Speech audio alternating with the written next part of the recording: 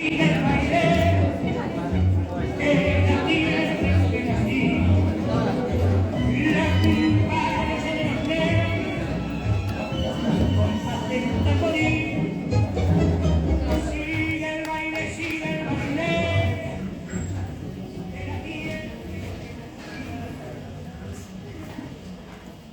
buenas noches, gracias a todas y a todos por venir.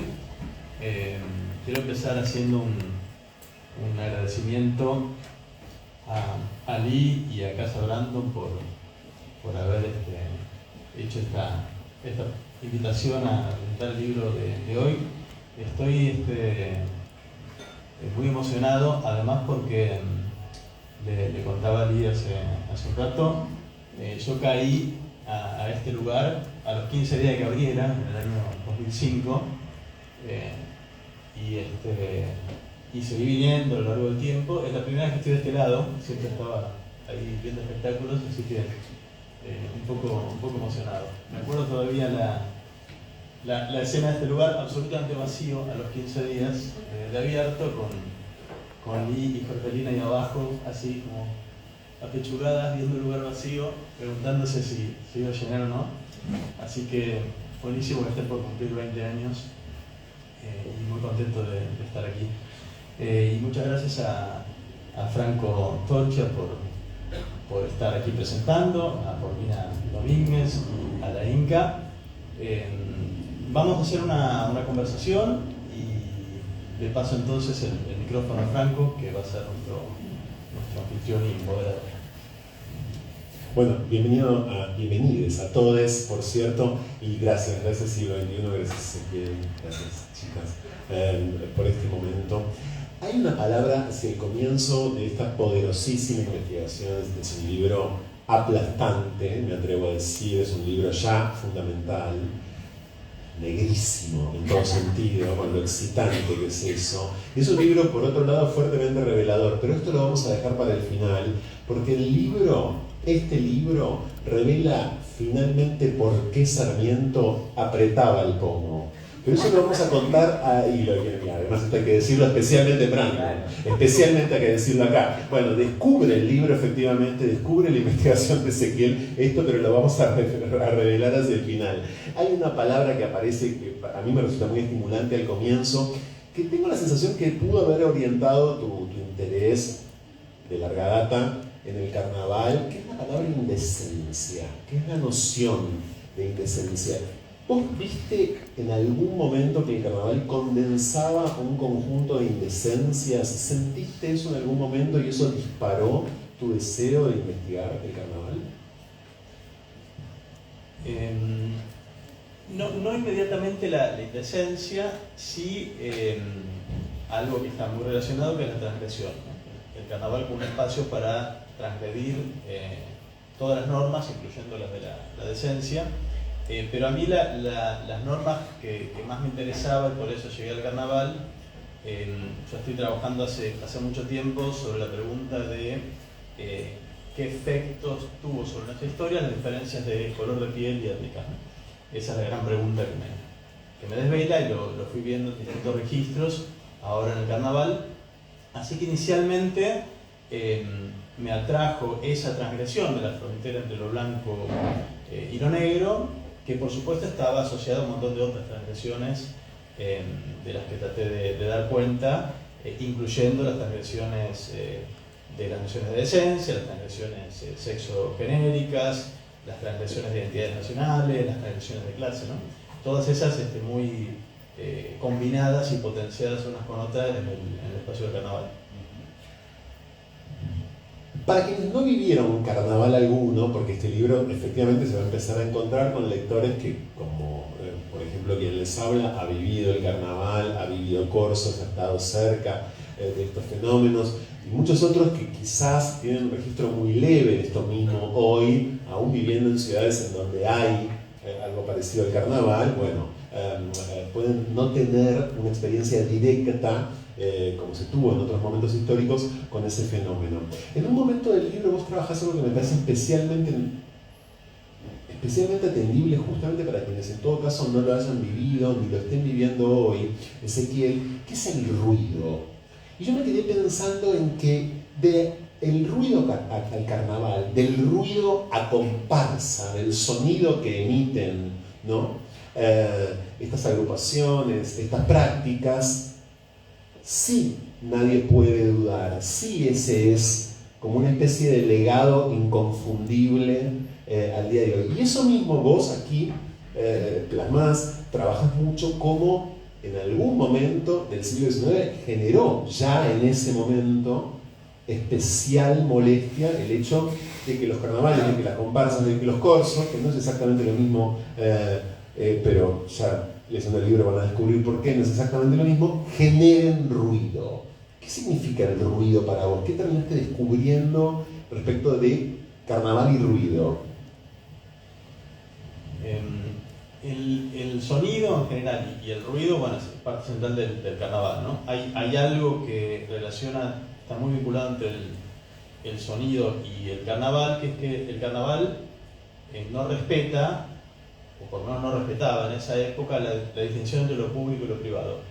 Ni tampoco la distinción entre las personas. Esto en un sentido bien literal, ¿no? En un momento la policía tuvo que prohibir que la gente pasara de tener garras de agua en la calle a meterse en los domicilios de gente desconocida y seguir el juego dentro de la casa, ¿no? Se confundía el límite entre lo público y lo privado, y se confundían también las barreras físicas, ¿no? La gente invadía los cuerpos ajenos, los mojaba, los tocaba, ¿no? El ruido está muy relacionado con eso porque el ruido te invade. El ruido no pide permiso, no puedes escapar, se te mete adentro y tiene entonces un papel central en la fiesta.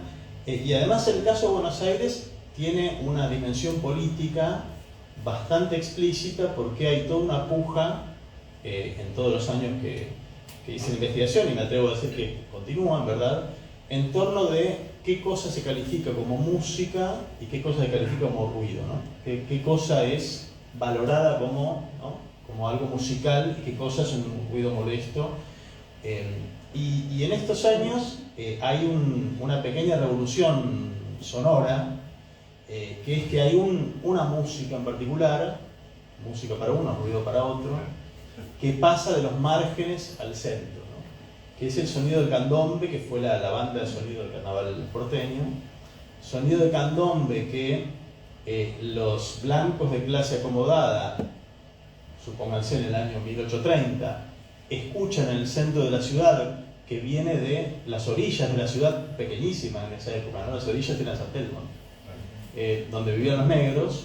Ese sonido de los tambores de los negros llegaba al centro de la ciudad, que estaba a 10 cuadras, ¿no?, finalmente. Es el sonido que llegaba muy fácilmente, y era un sonido que generaba mucha perturbación, ¿no?, mucho temor. Un sonido percibido como, por supuesto, ajeno de una parte de la población, también percibida como extranjera, inferior. Todavía en esos años estamos en plena esclavitud, ¿no? En los años que estudio el carnaval, ese sonido que es propiedad de los afroporteños, está en las orillas y atemoriza a los blancos, gracias al carnaval pasa a ocupar el centro de la ciudad. Y no solo pasa a ocupar el centro de la ciudad, el centro de la fiesta, sino que además es compartido, ya hacia fines del siglo XIX, por blancos y por negros. O sea, hay blancos de clase popular que se lanzan a tocar candombe, transgrediendo ahí esa frontera entre ese ruido considerado propio de una población particular, a hacer un ruido que es, o una música que es el corazón de una fiesta popular, que incluye a personas de distintas procedencias y distintos colores. Así que sí, el ruido es totalmente central, y uno todavía lo puede seguir hasta hoy. Van a encontrar hoy todavía en cada carnaval alguna nota, alguna columna en un diario quejándose del ruido de la murga, ¿no? Siempre, no hay carnaval sin que aparezca alguien refunfuñando por esa música considerada un ruido, ¿no? Y de hecho en redes sociales permanentemente, toda vez que, por ejemplo, en la ciudad de Buenos Aires el carnaval despliega sus formas en el mes de febrero, nos encontramos con quejas varias, con manifestaciones en este sentido. Y a propósito de las transgresiones sexogenéricas, bueno, es indisociable la historia de las transgresiones sexogenéricas, de las disidencias sexogenéricas, con la acusación de ruidos molestos. Estaba pensando en esto, es decir, este mismo espacio, cuántas veces fue acusado de producir ruidos molestos justamente por ser un espacio LGBTIQ+, y cuántas veces Paulina Las Trabas en sus casas, en sus vidas, en la calle, y ni hablar en el carnaval, aunque ahí pasaba otra cosa, y vos lo has investigado y trajiste material buenísimo al respecto además, fueron acusadas y son acusadas al día de hoy de, entre otros supuestos delitos, cometer ruidos molestos. Es totalmente perversas nosotras en la historia. Claro. Carnaval y nosotras, todo lo malo, básicamente. Sí. Buenas tardes a todos, gracias por venir. Gracias Ezequiel, gracias Casa Brandon, gracias Inca, gracias Franco por esta invitación, por permitirme compartir este panel con ustedes. Y gracias principalmente a la educación pública y gratuita que hace que yo esté por acá con este conocimiento aplicado, una hija travesti de peones rurales que llega a estar con esta gente en este lugar, así que gracias. Sí, a mí me parece, primero el libro, felicitaciones, me parece exquisito, tiene una tapa increíble, toda una edición bárbara, felicitaciones al siglo XXI que se encargó de ello y del diseño. Y como bien le comentaba a Ezequiel y a Franco y a la Inca, yo hice la tarea, obviamente, y había pensado en algunos datos, sobre todo uno que me encuentra en el punto 1 del libro, que tiene que ver, como lo define el autor, a la gramática del carnaval, en la introducción, que es histórica, que es contextual, ¿no? Que lo posiciona en la investigación, en la conformación del Estado-Nación, ahí entre 1810 y 1910, hay todo un proceso que también tiene que ver con la conformación de nuestro Estado y de las prácticas, sobre todo, que venimos de la comunicación, que nos interesa investigar ello. Y hay un dato histórico que me parece importantísimo y que yo desconocía hasta el momento de la lectura, que tiene que ver con, en 1832, el reglamento de la Policía de Buenos Aires conforma el primer edicto policial que tiene que ver con prohibir algunas de las manifestaciones, y me gustaría leérselos acá, porque Ezequiel lo dice muy bien, que dice: el reglamento que la policía emitió para 1932 da una buena idea de lo que más costaba reprimir. Prohibía ir con el rostro cubierto por máscaras, con, entre comillas, traje que no corresponda a su sexo o con disfraces de eclesiásticos, magistrados, militares, empleados públicos, personas ancianas, etc. ¿Qué pasa ahí con nuestras corporalidades, ¿no? La irrupción del cuerpo trans y travesti en el carnaval, y cómo casi 200 años después el mismo concepto y la misma práctica estatal siguió siendo utilizada para estigmatizar, perseguir, torturar y excluir a corporalidades travestis y trans, que recién en 1998 en la ciudad de Buenos Aires fueron derogados estos edictos policiales, ¿no? Ahí lo primero que me pongo a pensar es, bueno, cuando decimos qué pasa con la Argentina, por qué odiamos tanto a los negros, por qué odiamos tanto a las trabas, por qué somos un poco xenófobos, aporofóbicos, transfóbicos, etcétera, etcétera. Bueno, hay que ir ahí, ¿no? Un poco al ADN de nuestra conformación, de la bien llamada grieta, que tiene que ver con un poco lo que también desarrolla Ezequiel en el libro, que entiende a esa puja por unitarios y federales en un contexto histórico que también demanda a nuevos personajes de la escena pública y política a poner ahí, ¿no? Y como bien decías, ahí existen lo que Ezequiel denomina las transgresiones de género y sexualidad, y nuestras corporalidades, que han sido motivo, en este sentido, Ezequiel lo desarrolla en dos conceptos muy interesantes, que son el grotesco o el burlón, que tiene que ver con las personas que se transvestían para, en algún punto, cuestionar los márgenes y las jerarquías del género, y el otro que tiene que ver con las libertades y las cargas culturales, ¿no? Como el contexto propicio para poder ser libre, que eran esos 2 días que te daba la norma y la sociedad para estar ahí vestido, vestide como quisieras. Chau, amor.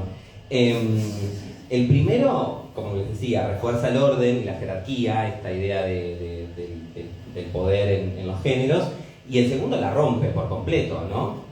Pero esta coexistencia esta ambivalencia que también desarrolla Ezequiel tiene que ver con eso que existe en el carnaval, en ese contexto y en ese territorio que posibilita las existencias y que no hay que tenerle miedo, ¿no? a esa esencia del carnaval que es ruidosa, que es molesta, que es plural en relación a las existencias de nuevos, como decía, de nuevos personajes políticos.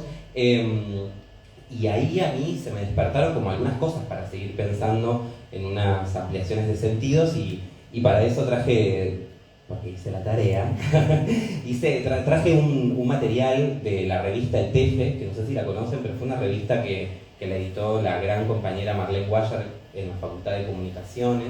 Esta es de abril del 2011 y es un ejemplar directamente dedicado al carnaval. Y se llama Carnaval de la Resistencia, de cuando los carnavales dejaron de ser espacio exclusivo de varones y se volvieron territorios libertarios de machonas, mariquitas y travestis, cuando no le teníamos miedo a la palabra libertario tampoco, ¿no?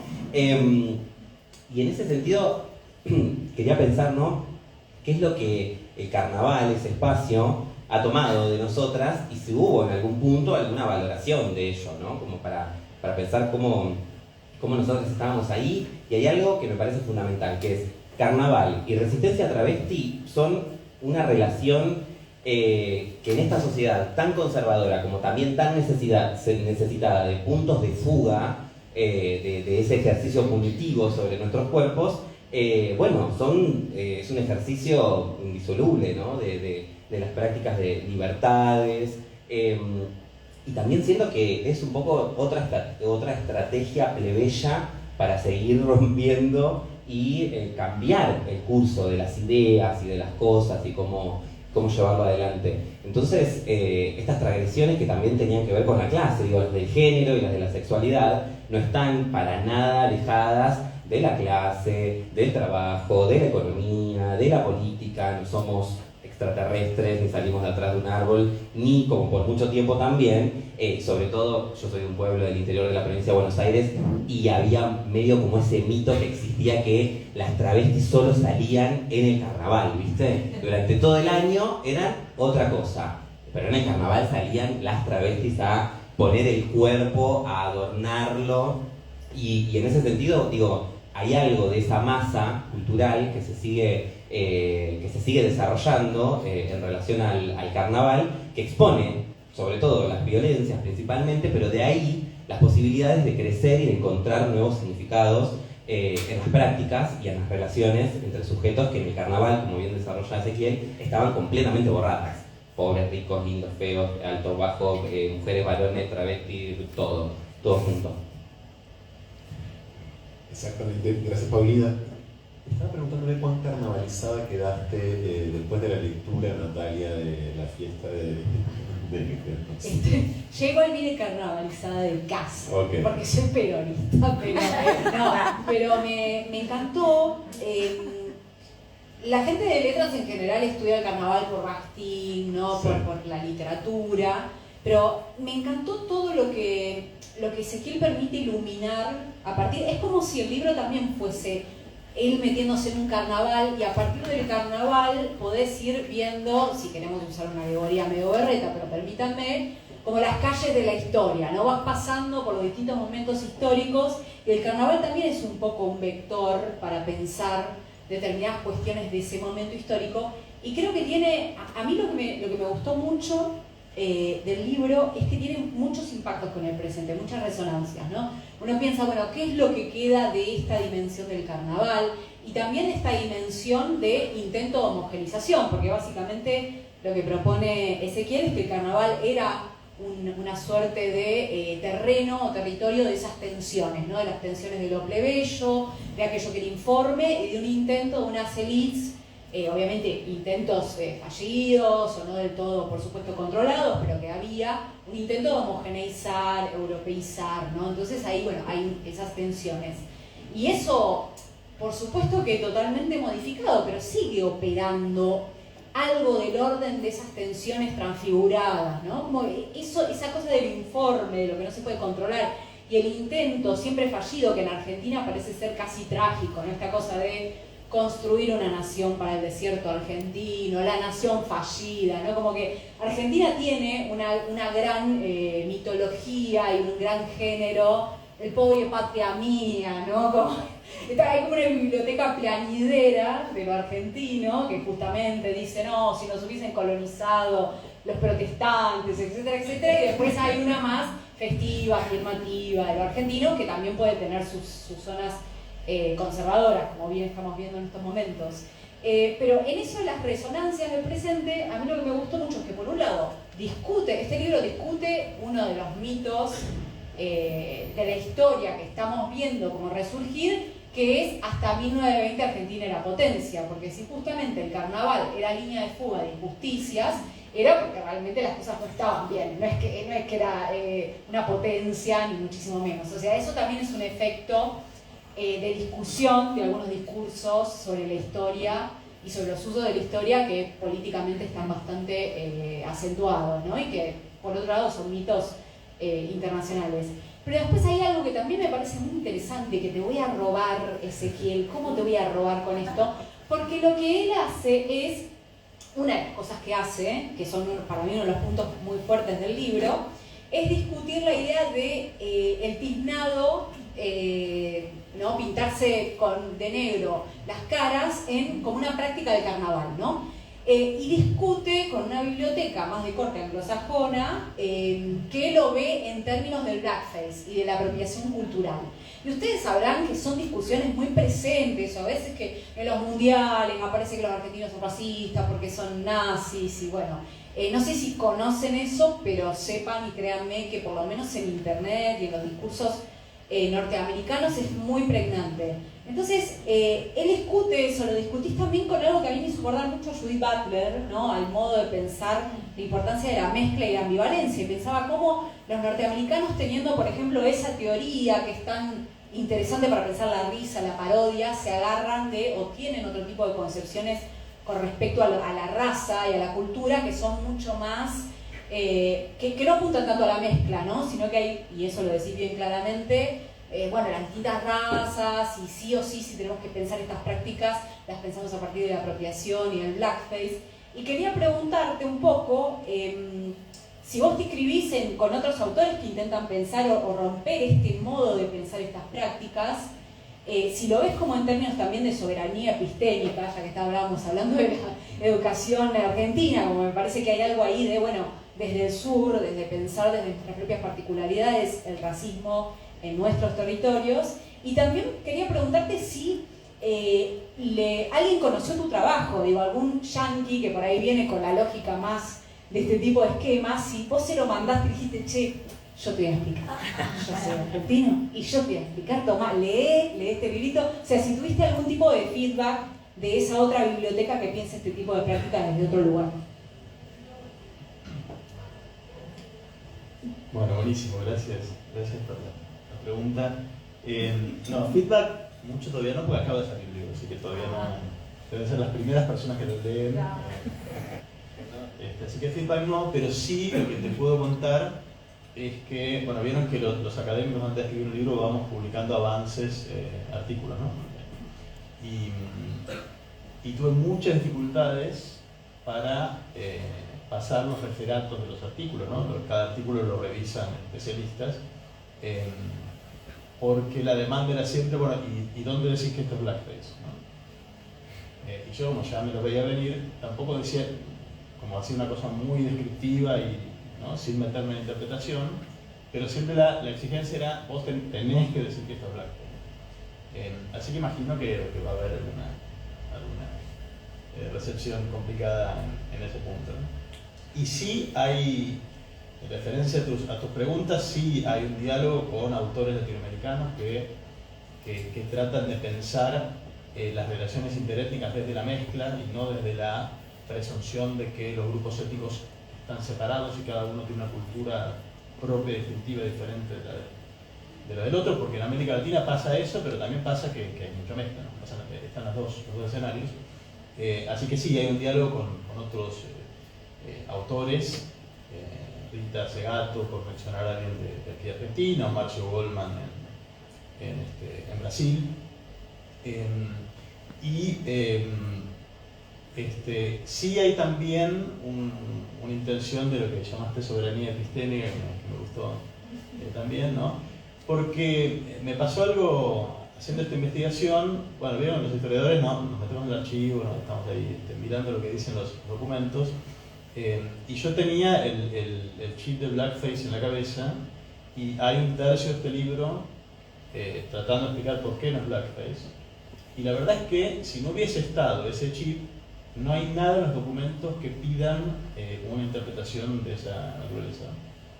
No hay ningún elemento que te invite a pensar lo que estaba pasando en términos de lo que pasaba en Estados Unidos con el blackface.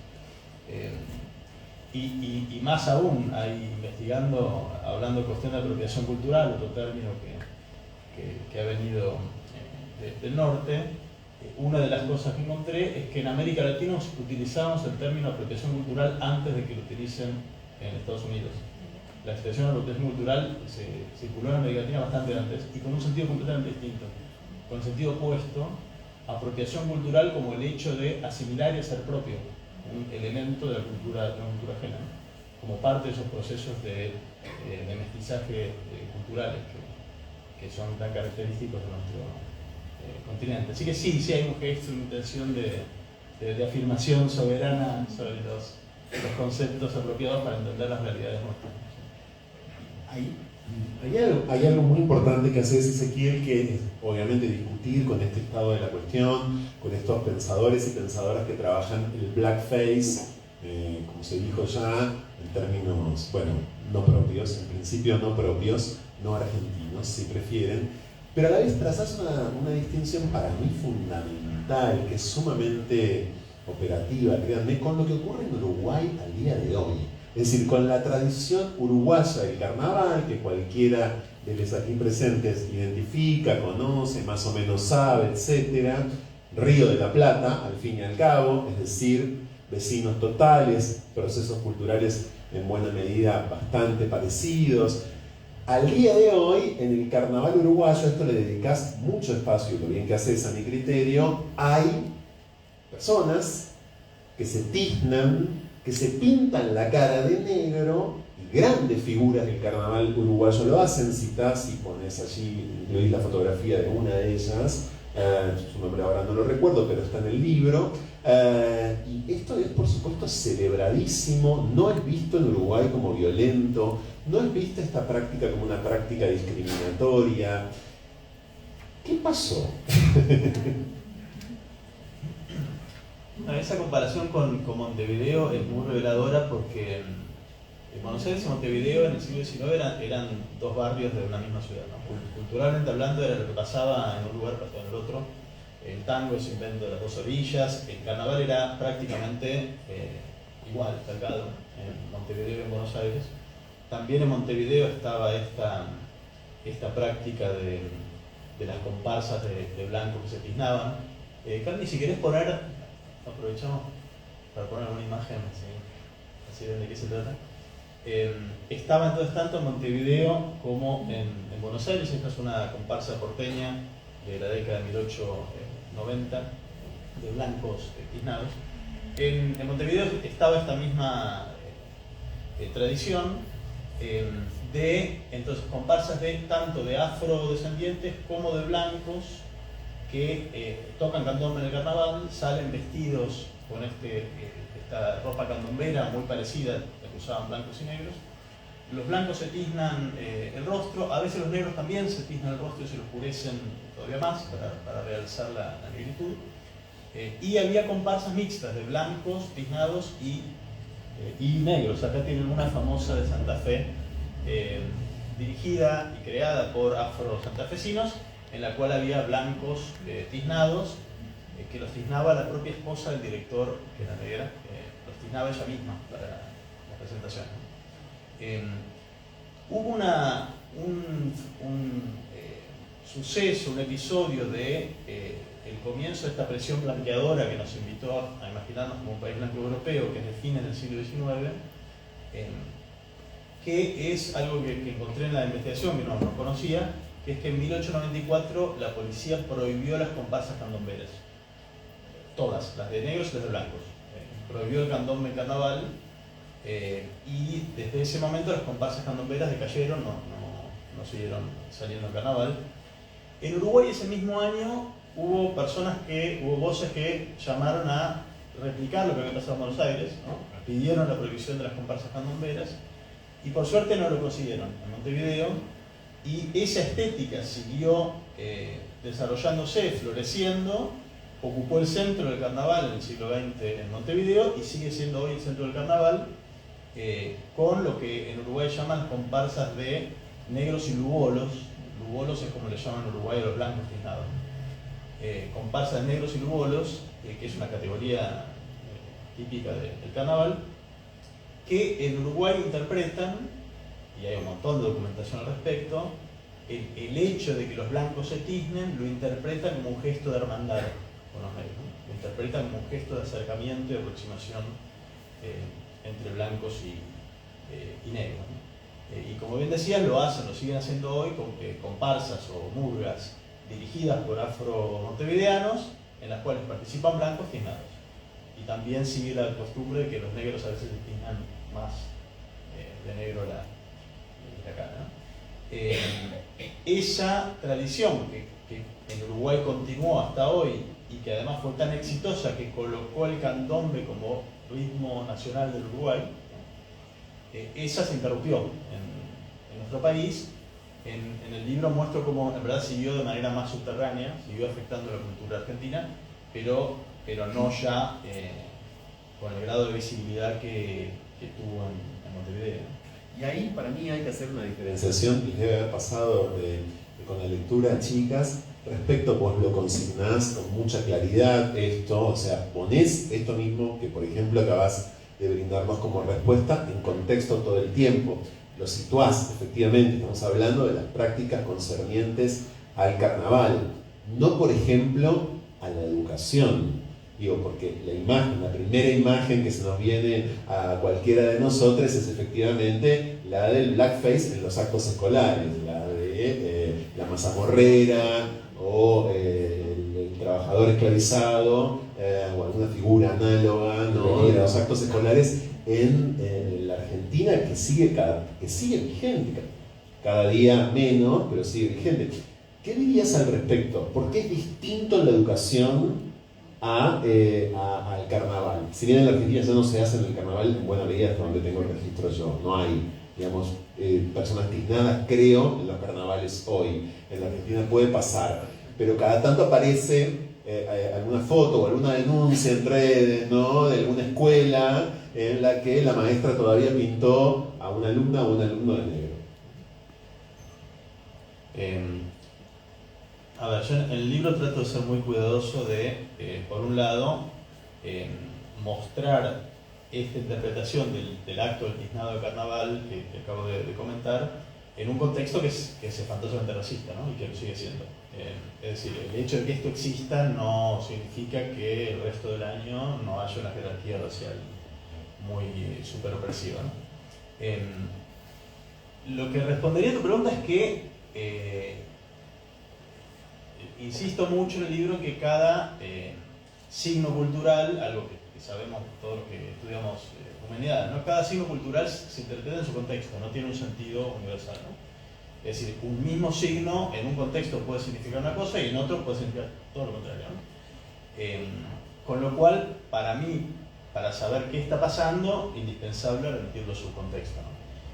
Esto para responderte que no estudié el tiznado escolar, entonces no me arriesgaría a decir ni una cosa ni la otra, porque de lo que se trata es, digamos, interpretar qué lugar tiene ese signo, y además es un lugar que puede haber cambiado históricamente, ¿no? Puede no ser hoy lo mismo que era hace 60 o 70 años cuando surgió, ¿no? Sé, porque hay algunas investigaciones, por ejemplo, que a veces cuando se pone en juego el tiznado en las escuelas hay una cierta jerarquización en la elección de quién lleva el tiznado y quién no.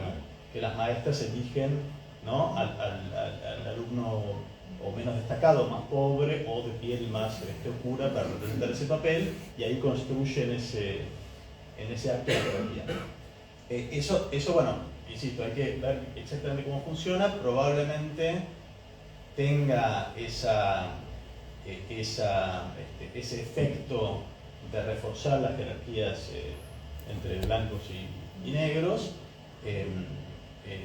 Luego, bueno, el blackface en Estados Unidos es una tradición propia, ¿no? Tiene también un sentido local en Estados Unidos que es de una agresión racista muy, muy violenta y explícita, ¿no? Sí, y además quedó prohibido hace casi unos 100 años, pero casi, o sea, sí, desde los años 50 ya es inaceptable. Es una práctica que además los afroestadounidenses vienen combatiendo desde mediados del siglo XIX, la vienen denunciando desde hace muchísimo tiempo. Me interesa saber qué les pasó con esto a ustedes cuando leyeron, que vos, Natalia, un poco ya te explayaste al respecto, ¿no? Pero cuando entraron en la última parte del libro, o que es esa gran zona de discusión, que creo que es la que el libro va a habilitar indudablemente cada vez más, ¿no? Es decir, esta toma de posición que hace Ezequiel respecto a esto. ¿Qué les pasó ante esto?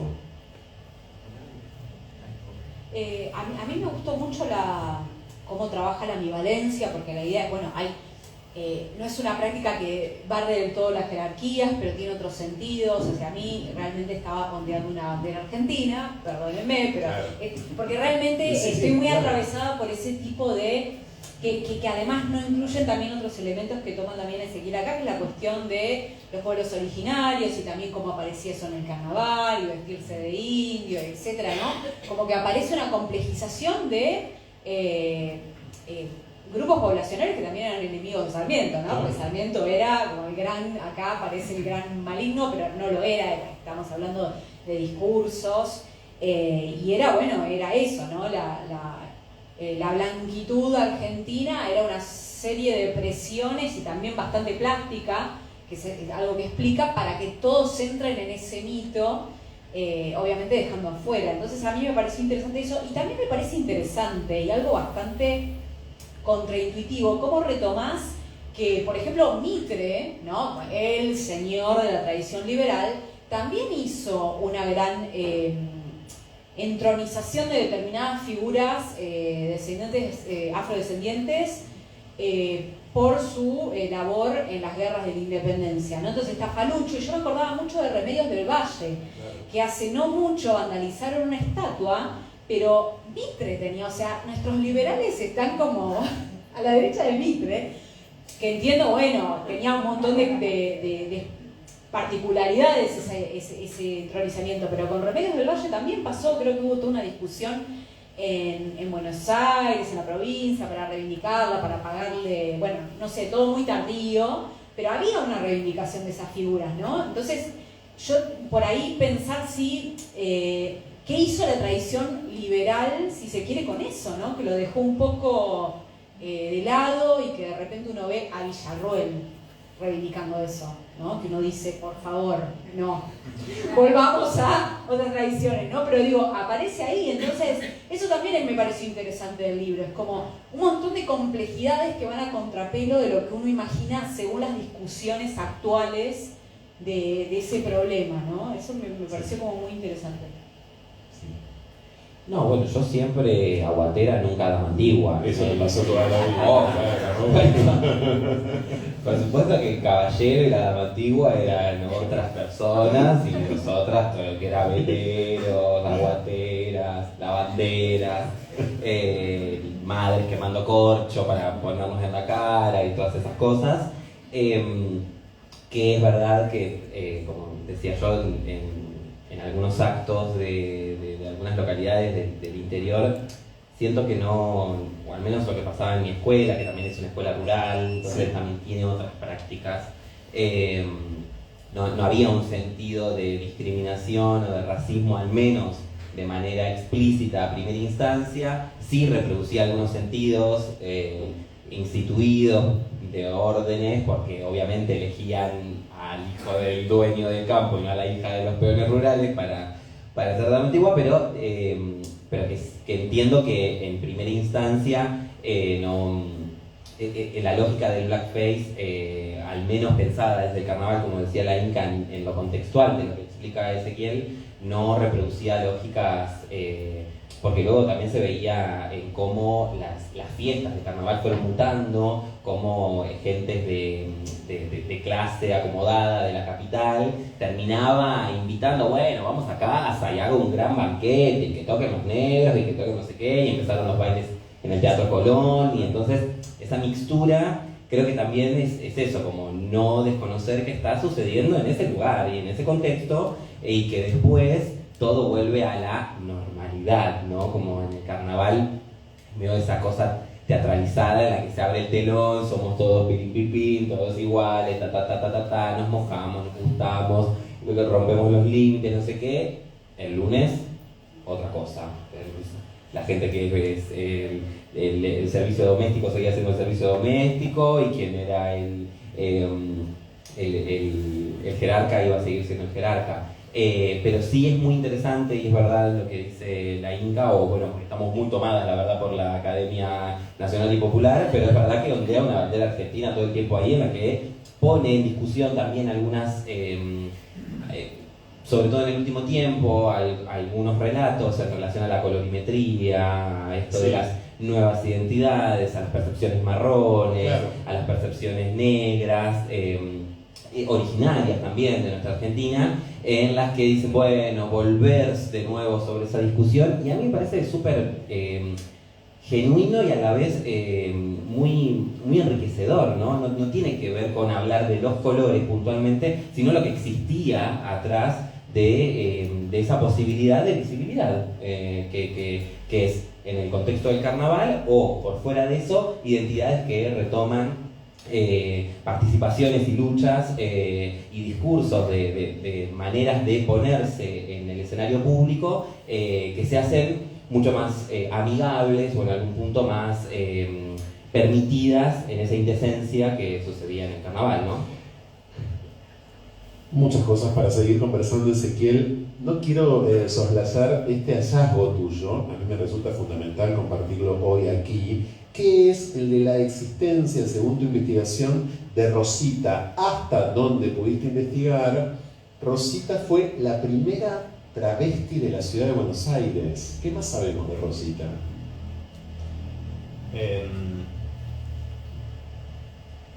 Esa referencia, Rosita, les cuento para los que todavía no vieron el libro, hay una, en la sección del libro que refiere a las transgresiones sexogenéricas, refiere bastante, bueno, al lugar que adquirían de mayor protagonismo e iniciativa las mujeres, y también a que el espacio del carnaval, por lo menos por los reportes policiales que tenemos a principios del siglo XX, daban lugar a que se mostrasen con más visibilidad que el resto del año lo que la policía llamaba los extraviados sexuales, y hay referencias policiales a esta presencia en los bailes, y que estaban así muy... Es precioso. Te digo, mi nueva bio de Twitter es eso, es una extraviada total. Apropiación cultural ya, apropiación terminológica ya, claro.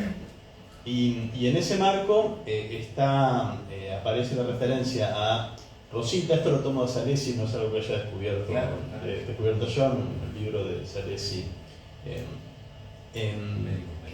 médico, no me acordaba de eso. La referencia a este caso descrito por los científicos y criminólogos que lo estudiaron. El primer caso, dice Salesi, que documentado de una travesti en Buenos Aires, y la historia de Rosita es que salió por primera vez tal como era, aprovechando el primer carnaval, ¿no? Y que era el carnaval en el cual por primera vez se atrevió, y además también el carnaval era la ocasión en la cual conseguía compañeros afectivos o sexuales, ¿no? Y me parece a mí, una referencia. Quizás hubo muchos más que no tenemos, ¿no? Porque los documentos son muy, muy parcos respecto a estos temas. Para periodos más posteriores tenemos algunas cosas documentadas en la revista. Es más conocido, digamos, el papel o el espacio que va a dar el carnaval para la visibilización de las travestis. Quizás hubo muchos más, ¿no? Pero tiene que ver entonces eso con ese clima de ambivalencia y permisividad del carnaval, lo que no borraba las jerarquías, pero esas libertades que las mujeres que tomaban iniciativa, que los extraviados sexuales o que las travestis aportaban a la fiesta, eran enormemente atrayentes incluso para aquellos que detestaban todo lo que representaban esos cuerpos y esa figura, ¿no? Generaba una atracción y una ambivalencia muy poderosa. Y otra cosa que también quiero compartir, chicas, especialmente a propósito además de lo nacional y popular, son esas páginas en las que Ezequiel, vos te detenés un poco a analizar la deriva del bombo, ¿no? El bombo hoy es un signo fuertemente peronista, no exclusivamente peronista, pero fuertemente peronista. Claro, y de algún modo vos ahí avanzás yo diría como en el desprendimiento de ese signo, es decir, de dónde surge el carnaval y dónde termina. Que, insisto, no es necesariamente o solamente del peronismo, pero fuertemente allí, insisto.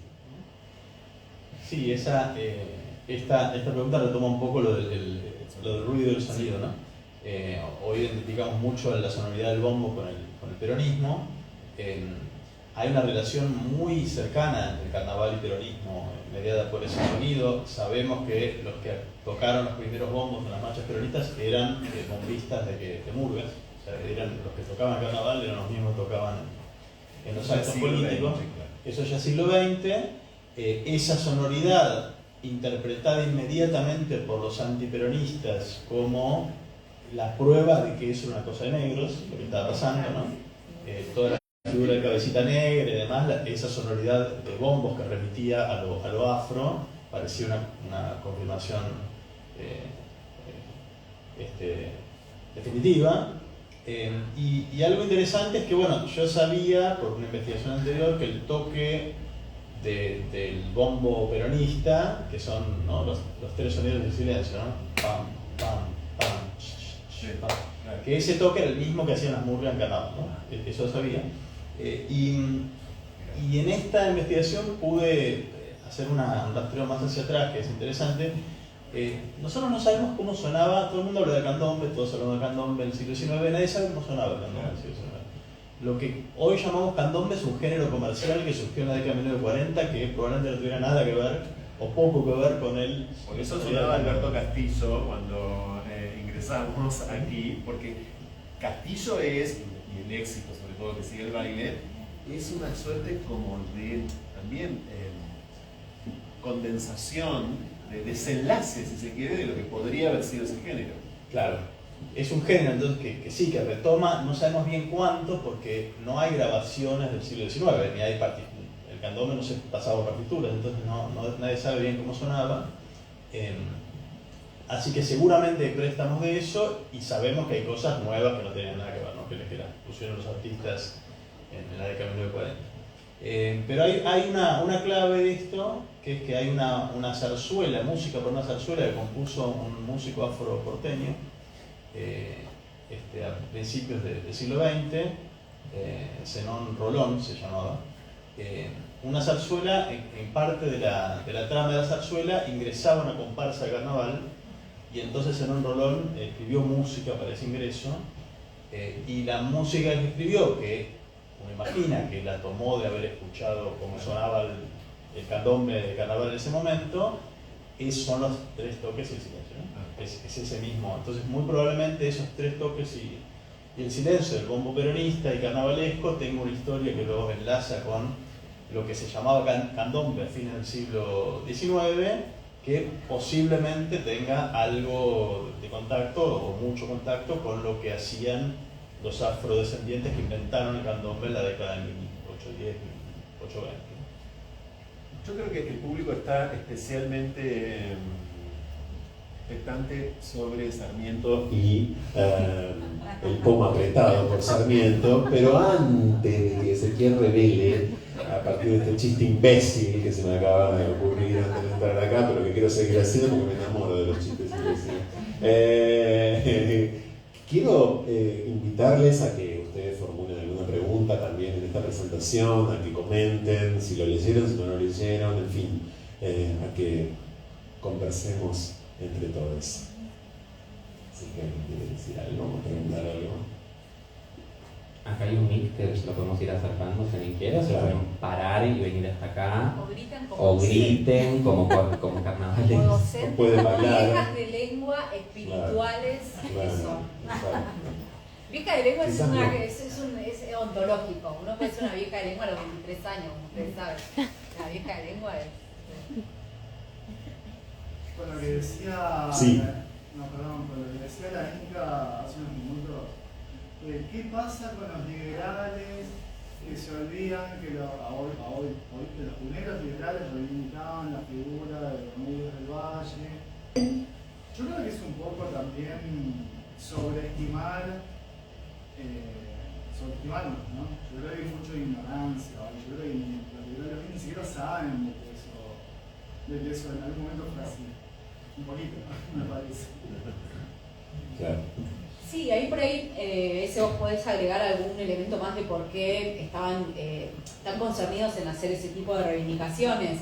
Pero sí creo que también a veces, creo que todo el mundo en estas polarizaciones, creo que somos todos medio culpables también como de simplificar eso, ¿no? Porque yo la verdad que tampoco lo sabía y no tenía mucha forma de averiguarlo a partir de los posicionamientos que uno dice, bueno, el diario Los Mitre, ¿no? Como ya tiene un posicionamiento de vincularlo con una manera de pensar el país, y después cuando de repente eso, me quise interiorizar en la historia de Remedios del Valle, bueno, pero ¿cómo? Pero mirá Mitre las cosas que decía, ¿no? Entonces, sí, puede ser ignorancia y que no les interesa, porque les interesa pensar según otras grillas claramente, que habría que pensar ahí también cuánto de homogenización o no tienen las derechas o las élites argentinas hoy o no. Yo creo que sí, pero que es medio confuso. Pero bueno, también a veces es como, bueno, suele pasar, a los historiadores siempre hay gente que te va a decir que es más complejo, y a veces los que estamos politizados y que tenemos un vínculo con la historia no disciplinar, se nos pierden esas cosas. La verdad que a mí me sorprendió eso de Mitre, pero en orden a mis prejuicios, no en orden a... probablemente vos tengas más para decir sobre por qué a Mitre le interesaba hacer ese tipo de reivindicaciones. La verdad es que nos falta entender mucho bien cómo fue el proceso de la combinación entre los proyectos culturales y el eje racial en Argentina. Todos los que trabajamos esto decimos y repetimos que hubo un discurso blanqueador del Estado argentino, pero todavía no sabemos bien exactamente cuándo empezó, y yo me convenzo cada vez más que ese discurso empezó cuando quiera que haya empezado y fue muy poderoso, pero nunca terminó de ser del todo hegemónico. Es decir, siempre hubo contradiscursos que lo combatieron. Mi impresión es que este discurso blanqueador empezó más bien a fines del siglo XIX, que no es de la época de Mitre. Que en la época de Mitre, por supuesto, las élites de entonces tenían un proyecto cultural europeizador, ¿sí? Eso lo tenían claro, y todos ellos seguramente, con toda seguridad, digamos, pensaban que cuanto más blancos hubiese mejor, ¿no? Pero no existía la presunción bastante absurda de que la Argentina era un país blanco, ¿no? Cuando Sarmiento escribe Conflicto de Armonía de las Razas, que se publica en 1882, si no me equivoco, Sarmiento dice que no somos blancos, dice, acá hay demasiadas caras cobrizas, dice, como para quedarse blanco, ¿no? O sea, en 1882 Sarmiento no, quizás le habría gustado, pero no tenía esa fantasía de que todos ya fuésemos blancos, que es una fantasía un poco posterior, ¿no? Y también hay una cuestión del ingreso de las teorías raciales más biológicas, que también pasa a fines del siglo XIX, ¿no? Sarmiento, digamos, detestaba todo lo negro, lo indio, lo criollo, pero Sarmiento creía que vos sacabas un pibe de donde fuera, lo metías en la escuela y sacabas bueno, ¿no? Con todo el rigor que era falta, pero no tenía la presunción de que esos cuerpos fuesen irreparables, ¿no? Cosa que sí sucede más hacia fines del siglo XIX, ¿no? Entonces, por eso es cierto que pasa esto que uno encuentra a priori raro, de que conocemos que existe Falucho, como, ¿no? un héroe de la independencia negro, lo conocemos porque lo describió Mitre, si él no hubiera escrito esa historia no la conoceríamos, ¿no? Es decir, que no hubo un intento de invisibilizar esa presencia por parte de Mitre, como sí lo hubo por parte de élites posteriores. Es un discurso que empieza más tarde, un poco relacionado con la llegada masiva de europeos, y algunas de las principales voces de ese discurso, de hecho, eran liberales, ¿no? El que arma como el cuentito de la Argentina blanca y europea es los ingenieros, ¿no? Que en ese momento era más bien socialista, y me parece que lo hace más por italiano que por liberal o por sus ideas, ¿no? Esa especie de hacer de ese país un país blanco y europeo que le daba entonces a la gente recién llegada un lugar de preeminencia respecto de lo local, ¿no? ¿Alguien más? Yo quería aportar Sí. algo desde la música. Con el tema de los tres toques que decías del bombo reguero, la música afro se maneja con una clave y casi todos esos ritmos, desde el candombe hasta el son montuno, tienen esa misma clave que es o al revés. Y que en medio de ese toque de los tres toques del bombo. Y nada, me acordé de eso cuando lo vi. Y también me vino a la cabeza con respecto a no blackface en Uruguay, los Shakers, o sea, lo que eran los abuelos Fatoruso, Hugo y Osvaldo, siendo los Shakers en el último disco que hacen un tema que se llama Candombe, que es un candombe que está en inglés y suena como Taxi en inglés. Qué increíble, claro. ¿Alguien más? Se quiera sumar a la fiesta de las negras. Yo tengo una consulta. De no conocer bien el contexto en el cual estás hablando del disco, perdón. Es un disco también, está muy bien. Es una especie de disco, ¿eh? Sí, también. El libro es un disco, realmente. Muy bien. ¿Hay una correlación entre la prohibición del candombe y la llegada del nazismo? ¿Fue un fenómeno global que intentó cortar todo vínculo de clase y racial? ¿Fue una decisión política conjunta de un fenómeno político que se dio en todo el mundo? La llegada del racismo, decís de...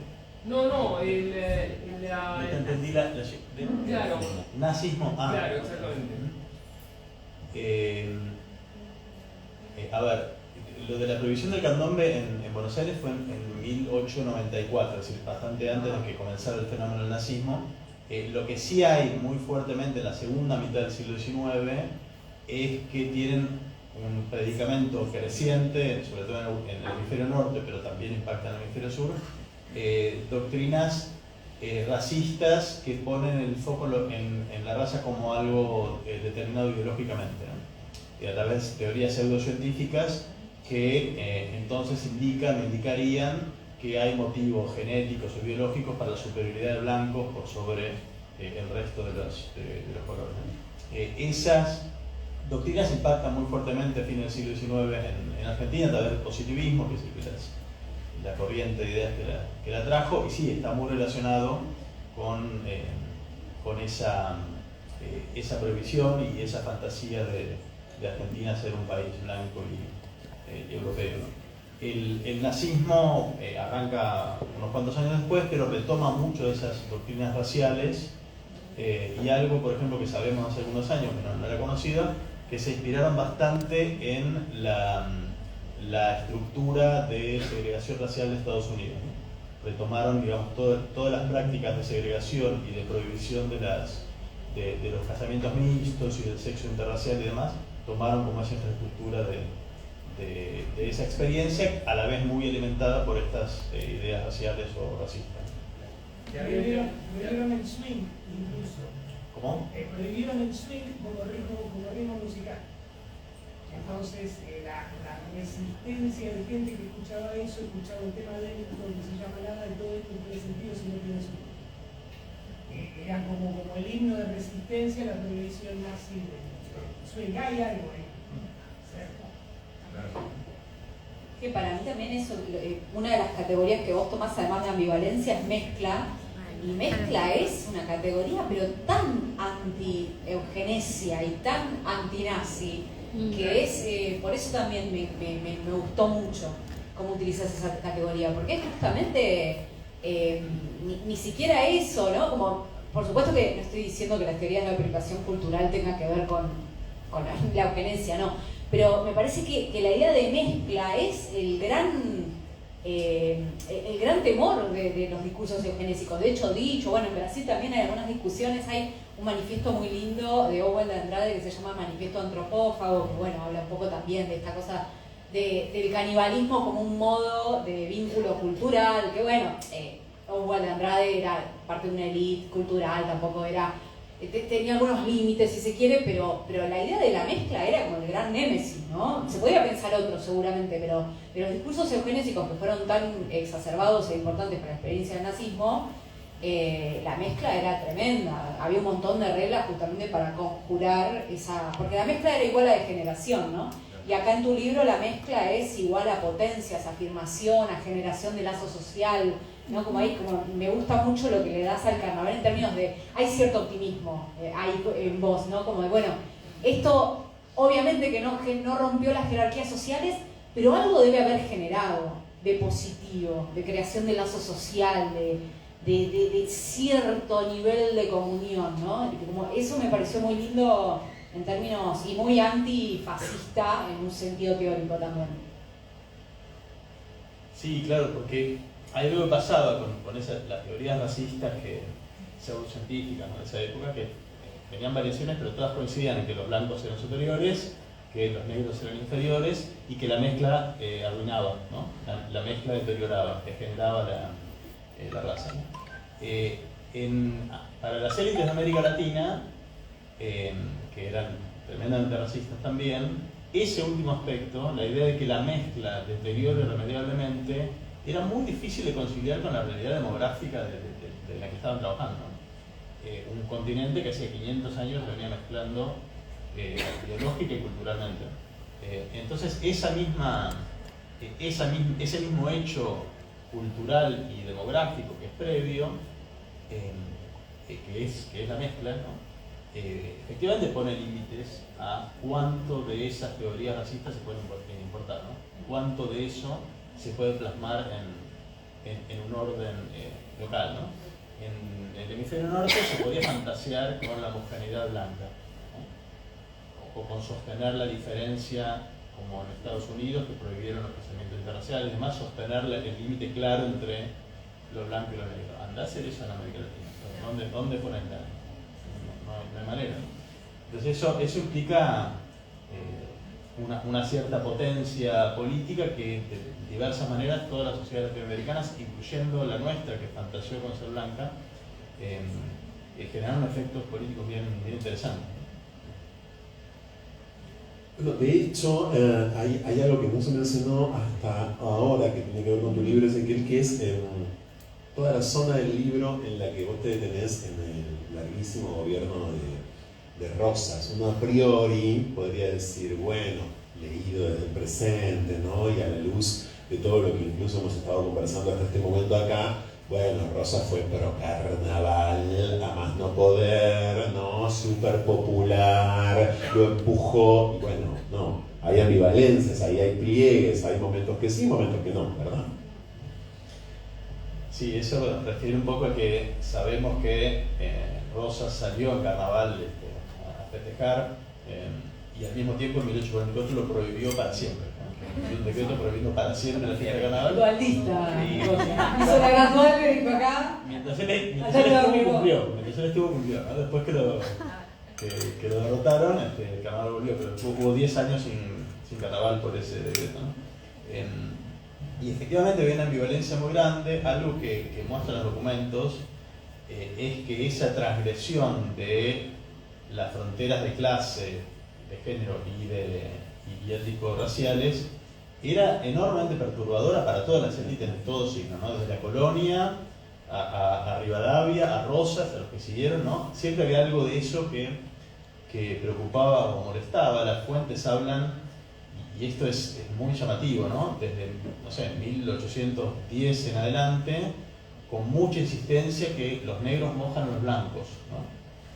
Y piensen ustedes, o sea, estamos en un país en el cual todavía hasta hacía 2 años se estaban vendiendo como si fuesen mercancía, ¿no? Personas raptadas de África, ¿no? El carnaval habilitaba ese código de mutua agresión consentida, habilitó a que los negros se atreviesen a mojar un blanco, ¿no? Y había una cantidad de reportes en la prensa de blancos indignados por ese atrevimiento, y Rosas hizo algo bastante revolucionario para la época. Piensen ustedes además que, digo, además del dato de la esclavitud, la revolución de independencia fue una revolución social profundísima, ¿no? Profundísima, alteró todo, incluyendo las relaciones entre las razas. Rosas hizo algo que es que, bueno, tratando de movilizar un apoyo popular, porque dependía de ellos, se acercó a los afrodescendientes, en un momento en el cual los blancos no lo hacían, y los invitó a tocar sus tambores en una de las celebraciones del 25 de mayo. Entonces en la Plaza de Mayo, Plaza de la Victoria, en esa época, 2000 negros tocando sus tambores con sus vestimentas y demás, como parte de la celebración del Día de la Patria, es decir, que simbólicamente los trajo, los puso dentro de la patria en un momento que no estaba para nada claro que esa población estuviese integrada, contenida en la división de patria. Así que Rosas tuvo eso por un lado, pero por otro lado también él mismo se vio en la necesidad de prohibir una fiesta que a él también se le iba de las manos. Voy a leerlo yo, si me permite, porque esta es una información que hay que dar periodísticamente. Sí. Alrededor de 1871 se popularizaron unos pomitos de fabricación industrial que permitían arrojar un sutil chorro de agua perfumada sin la violencia que significaba un huevazo.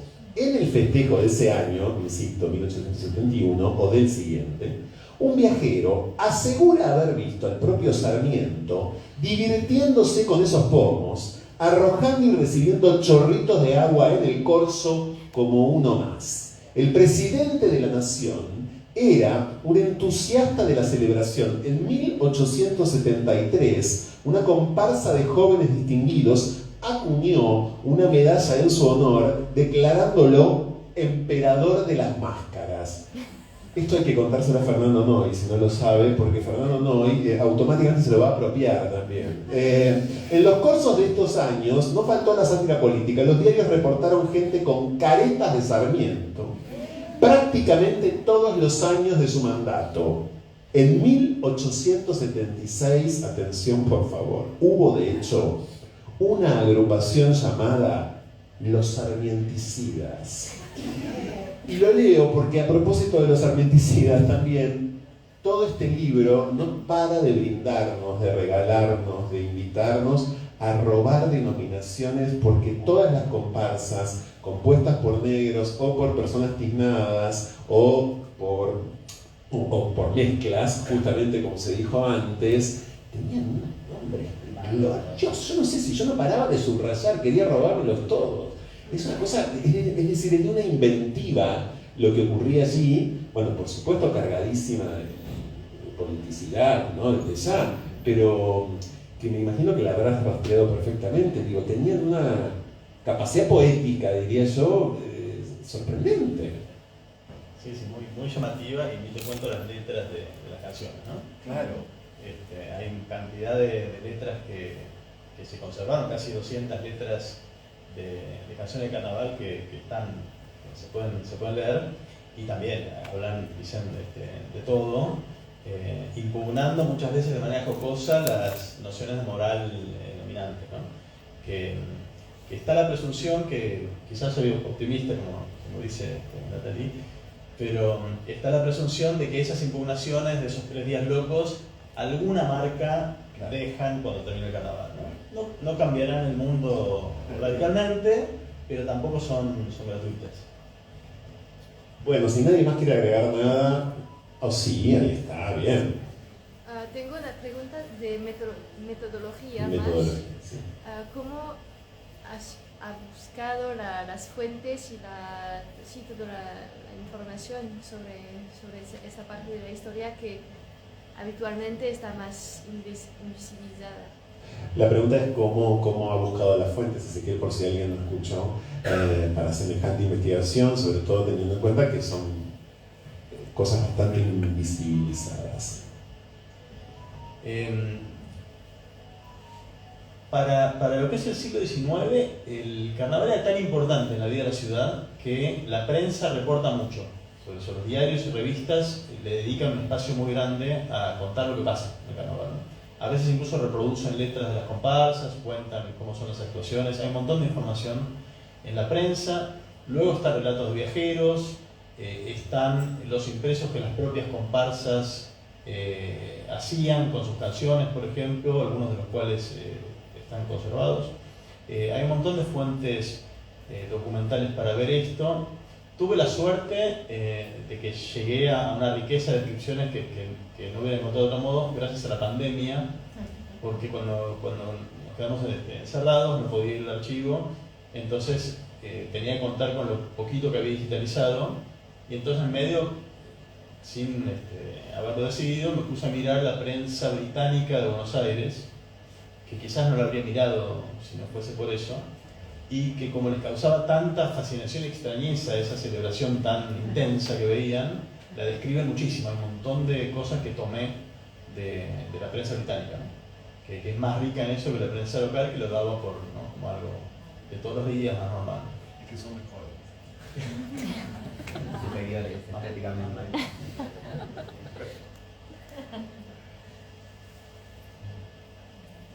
Bueno, ¿alguien más?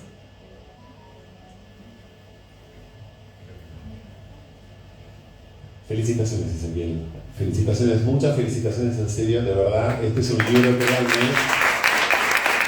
insisto, para mí poderosísimo. Creo que las chicas también me acompañan y coinciden en esto. Muchísimas gracias. Gracias de verdad. Gracias, Silvio Valentino. Gracias. Gracias, chicas. Gracias.